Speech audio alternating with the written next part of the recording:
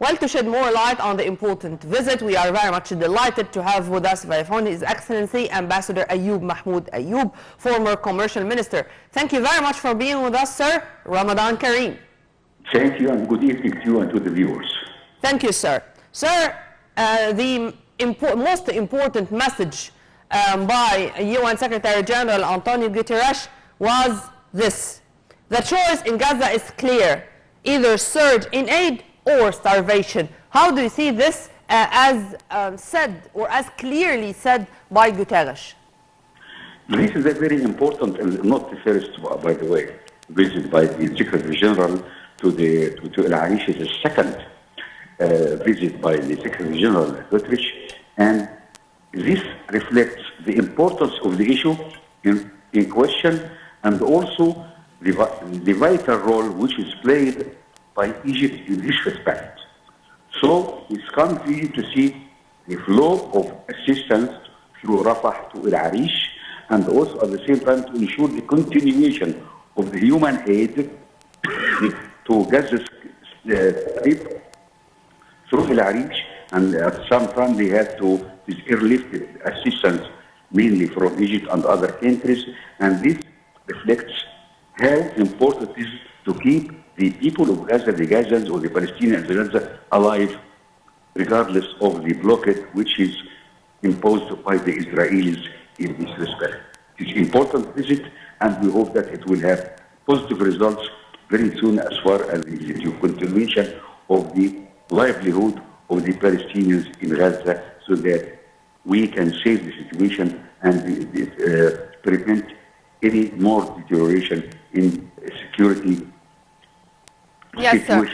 This was my common question, sir, regarding the impacts or the results of this important visit by Guterres to El Arish and to Rafah crossing. How do you see the importance of such a field visit, as he spoke to people directly, as he saw himself the situation, as he also visited many of the injured people who are receiving treatment in the El Arish hospital? The Secretary General has good influence and has impact as far as the continuation of aid, and also to ensure that this aid reaches the Palestinians in Gaza. It is very important that all the countries in respect in this situation will help continuation of the human aid, and at some stage reach a settlement between the Palestinians and the Israelis as far as the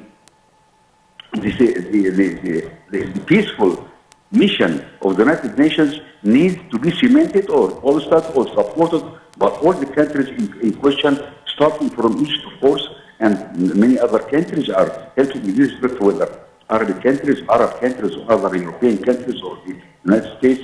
We need to continue support to Palestinians in Gaza so that they can live a decent life. They need water, they need medicine, they need food, many things. Simply, they need to live. They need to live, yes. Very keen to ensure the continuation of this support to Gaza.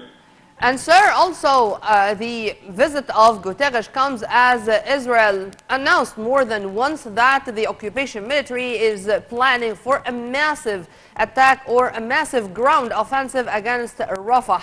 And this is the last shelter of more than half of the Palestinians of Gaza there. And in addition to starvation, they are exposed to this massive offensive. Despite all the international objections and all the international pleas to Israel not to do that for the risk of losing hundreds of thousands of more lives. How do you see the timing? He is there, and in the same time, Israel is announcing this massive offensive. Egypt was very clear in its position as far as the situation in Gaza is concerned. All the world has an obligation to ensure the peaceful settlement and also to keep the livelihood of the people in Gaza, and Egypt was very clear as far as no incursions to its borders from any other population.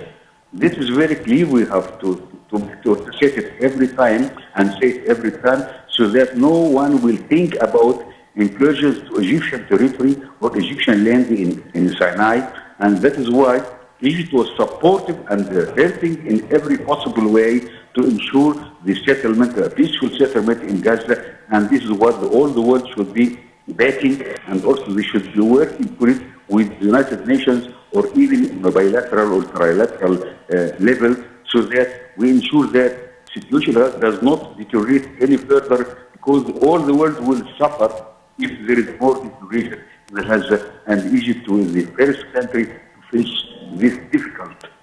Also, Guterres was keen. In its relations with the Arab countries and all the world, and we